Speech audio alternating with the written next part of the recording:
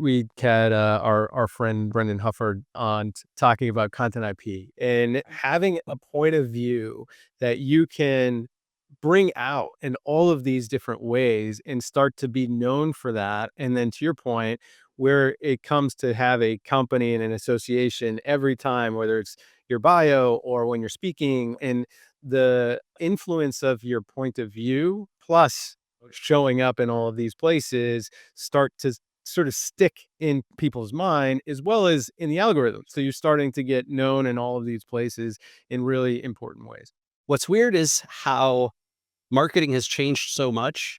And also, I suspect that someone who was doing great marketing 75 years ago would be really good at it today. Because the principle remains the same, which is essentially find a story that resonates with your audience and a message that you can quickly and easily tell them via a single image, like a highway billboard or a 30-second radio spot or a 30-second television commercial, and then repeat that message over and over in the places that they pay attention, in the ways that you know resonate with them, and in a way that builds your brand association in their mind. And what's wild is all the technology that these AI tools and search tools and social media tools have built is actually intentionally or unintentionally designed to essentially funnel people toward you're interested in X, so here are brands Y, Z that are connected to that space. That's like how all of this stuff works. If anybody ever looks into how an AI tool works, generative AI is words that frequently come after other words. So if your brand comes after those words, you win. What's funny is this focus on what we talked about, this bottoms up approach to trust and influence. We were historically publishing a high volume of individual assets, chasing almost like one-off topics under a large umbrella.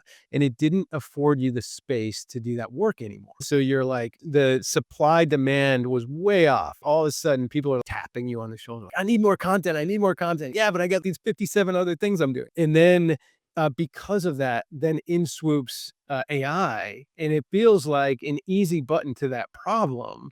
But that wasn't the right solution anyway. So you have AI creating crappy AI generated content in an almost antiquated behavior instead of taking a step back and saying, what is our market position and how do we think about it and create engagement? Why does it matter to our audiences? Why are we valued in the world? Not can AI create something that maybe would create a rank position that's not going to get a link anyway. So starting to reimagine this inflection point of where we are.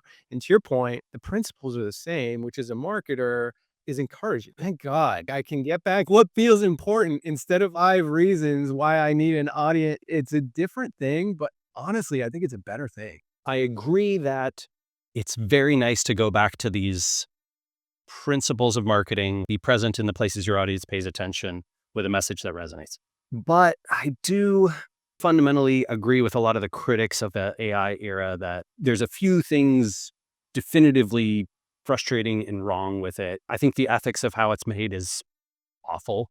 If any thoughtful, empathetic person were sort of in charge of AI regulation, it would be, hey, you are not allowed to steal content and use it to train your models without paying the original copyright holder and creator of that content, which would bankrupt every AI tool and no one would be able to build it, except maybe Google could afford to, maybe Microsoft. I think the other reality of it is that it's always derivative.